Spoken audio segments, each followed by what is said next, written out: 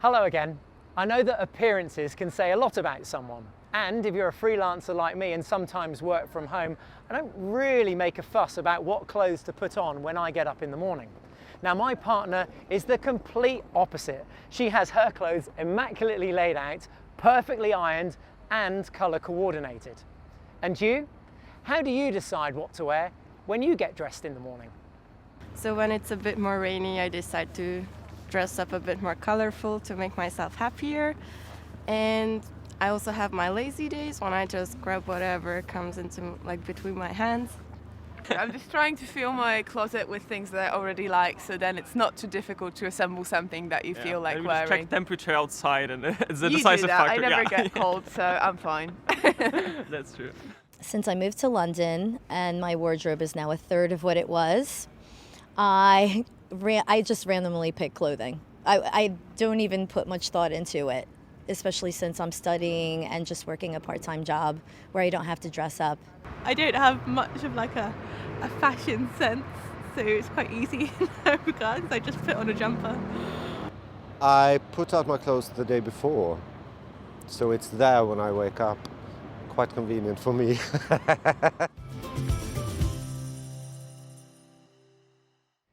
Do you behave differently at work or college than with friends?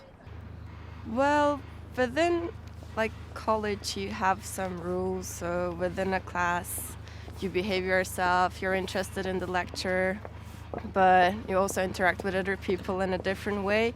But when with your friends, you're a bit more free, and the topic is not given. So that's the main difference. But here, everyone is really friendly.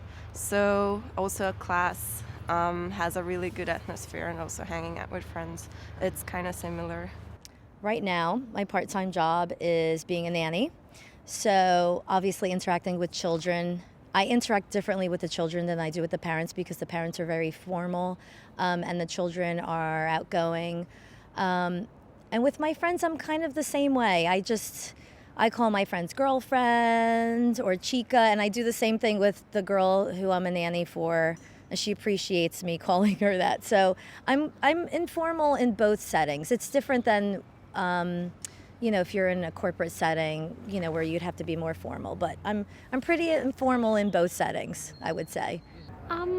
No, I don't think so. I think I'm the same person professionally or personally, so I don't think so. I don't know. I think they're both quite similar because at work I have friends. I suppose there's a different environment. Maybe it's more relaxed with friends, whereas at work you do have to focus at times. Yeah, pretty similar. Do you ever behave differently depending on which language you're speaking? I think I'm much more emotional and an expressive person in Polish, which is my native language, and much more raw and distanced person in English, I guess. I would say yes. So in Arabic, because I speak Arabic, Dutch, and English. Arabic being my first language. So in Arabic, there's more of There's more of an affectionate kind of nature in the way you speak to other human beings. So when I'm around Arab people, I tend to say Habibi more often, which means my beloved, my dear. And it's a bit more loving, a bit more warm, I would say, in that sense. When I'm speaking in English or I'm around English people, I tend to be a bit more professional in that sense. How are you? You okay? How's things? Everything all right, sort of thing. Whereas in Arabic, I tend to be a bit more warm in the way I approach people and I speak to them. But it's not necessarily the people that I'm changing. I think it's the language itself, the way you've been brought up to speak a certain way. In Arabic, in Dutch, and English, it's all socially constructed differently, I would say.